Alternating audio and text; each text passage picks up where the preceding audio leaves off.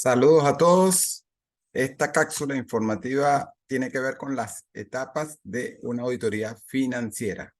Vamos a tratar de, en tan solo 10 minutos, establecer de una manera resumida la parte práctica fundamentalmente de las etapas que tienen que ver con la auditoría financiera. Las normas internacionales de auditoría tratan básicamente del tema teórico. Nos dan algunos ejemplos, pero la parte de estructuración de los papeles de trabajo realmente queda a un lado, y es importante establecerle a los estudiantes, a los interesados en la literatura contable y de auditoría, cómo sería ese proceso, para lo cual vamos a compartir de inmediato un breve papel de trabajo. Un momentico.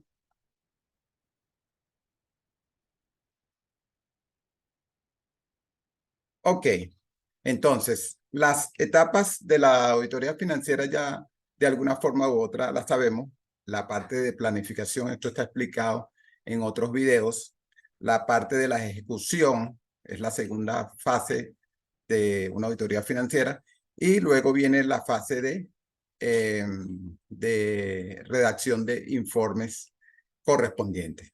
Entonces, pudiéramos decir que la parte de la ejecución, cuando estamos estructurando los papeles de trabajo, es importante establecer una sumaria principal, que es lo que le da cuerpo a dichos papeles de trabajo. La sumaria principal está representada ¿por qué? Básicamente por los estados financieros, todos los activos, los pasivos y las cuentas de resultados en esta sumaria principal. Esta sumaria principal, la idea es que contenga la referenciación correspondiente de dónde se hicieron las pruebas, tanto de control interno como las pruebas sustantivas que tienen que ver con las distintas cuentas, con los distintos rubros que tienen esos estados financieros. Pudiéramos decir que después de la sumaria principal pasamos a los papeles que tienen que ver con la evaluación del control interno por cada una de las áreas. Si estamos auditando el efectivo, si estamos auditando las cuentas por cobrar, las cuentas por pagar, por cada una de las áreas tiene que haber una evaluación del control interno, siempre y cuando sea de costo-beneficio. ¿Qué es el costo-beneficio? Si tenemos un área que no es significativa para efectos de los estados financieros, tal vez nos vamos directamente a procedimientos de auditoría sustantivos, sin pasar por la evaluación del control interno. Entonces, generalmente, la evaluación del control interno, además de que se realiza por área, se puede hacer por procesos, por ciclos. En ese ciclo en que por ejemplo, se hace la evaluación del proceso de ingresos y cobros, ahí van a estar involucradas varias cuentas, van a estar representadas o involucradas las cuentas de ventas, la parte de cuentas por cobrar, una parte del efectivo porque se está tocando el subproceso de cómo se realizan las cobranzas, ¿verdad? Y eso de alguna forma u otra tiene un efecto en el control interno que tiene que ver con el efectivo. También otro ejemplo de hacer la evaluación del control interno es por el proceso de compras, ¿verdad? El proceso de compras seguramente me va a tocar varias cuentas, va a tocar la cuenta de activo fijo, va a tocar la cuenta, puede ser de inventario, algunas cuentas de gastos y los desembolsos que tienen que ver con el efectivo también. Entonces, de alguna forma u otra, esa evaluación del control interno va a tener varias, como digamos, varias aristas, varios esquemas, ¿no? Lo importante es que se defina cuál es el riesgo de control interno, si es un riesgo de control interno alto, si es un riesgo de control interno moderado, si es un control interno bajo. Posteriormente a que tengamos ya esa evaluación de control interno, vamos a colocar el programa de auditoría por cada área. Si estamos examinando el área del efectivo, tenemos que colocar cuál es el programa de los procedimientos que vamos a realizar en el área del efectivo. A continuación, va la sumaria del área del efectivo, cómo está constituido ese rubro de ese efectivo. Está conformado por caja chica, por caja general, por los bancos y otras cuentas que de repente pueden estar involucradas. Esa sumaria del área, a continuación, vamos a colocar las pruebas de auditoría. Es la recolección de evidencias de acuerdo a las NIAs establecidas en la serie 500 principalmente. Ahí, por supuesto, en esas pruebas de auditoría tiene que haber una concatenación con respecto a la evaluación del control interno. Si la evaluación del control interno conllevó a un riesgo de control alto, por ejemplo, van a prevalecer fundamentalmente las pruebas de auditoría de detalle. Si al contrario tuvimos un riesgo de control interno bajo, esto va a conllevar a unas pruebas de auditoría con presencia de pruebas analíticas, las cuales están fundamentadas, por ejemplo, en la NIA 520. Después de las pruebas de auditoría, es muy importante que el auditor vaya centralizando todos los resultados y generalmente se construye un papel de trabajo que tiene el resumen de las incorrecciones materiales identificadas en cada una de las áreas. Y adicionalmente tiene que hacer un papel de trabajo de resumen de las deficiencias de control interno y las oportunidades relevantes que ha encontrado también producto de la aplicación de la auditoría financiera. Ojo, no necesariamente tienen que ser deficiencias de control interno. El auditor se puede dar cuenta de oportunidades que tenga el cliente y, ¿por qué no?, resumirlos en este papel de trabajo. Mientras ese papel de trabajo esté más conformado de asuntos importantes, relevantes para el cliente, mejor vamos a tener redactado el informe correspondiente, que ya lo vamos a ver. Bueno, esta sería la parte de la ejecución de la auditoría financiera, la segunda fase, pero de una manera muy global. Posteriormente, vamos a tener la fase de redacción de informes. La fase de redacción de informes va a tener que ver, por ejemplo, con identificar cuáles son las NIAs aplicables que principalmente están en la serie 700 y en la serie 800. Tenemos que ver cuál es la situación del cliente que estemos auditando. ¿Se aplica la NIA 700 o aplica la NIA 800?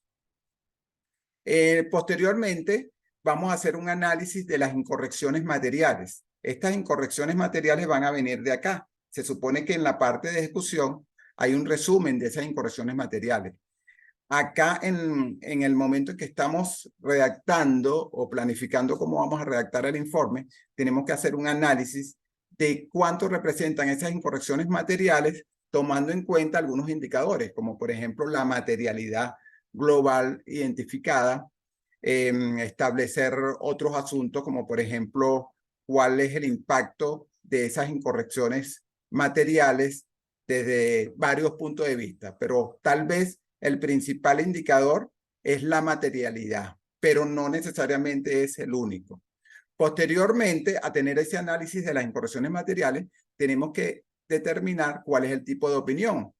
La NIA 700 nos habla de varios tipos de opinión. Tenemos la opinión sin salvedades, que es la opinión no modificada, y luego nos habla de otros tipos de opinión, como por ejemplo la opinión con salvedades, y vamos a tener la opinión adversa y podemos tener una abstención de opinión.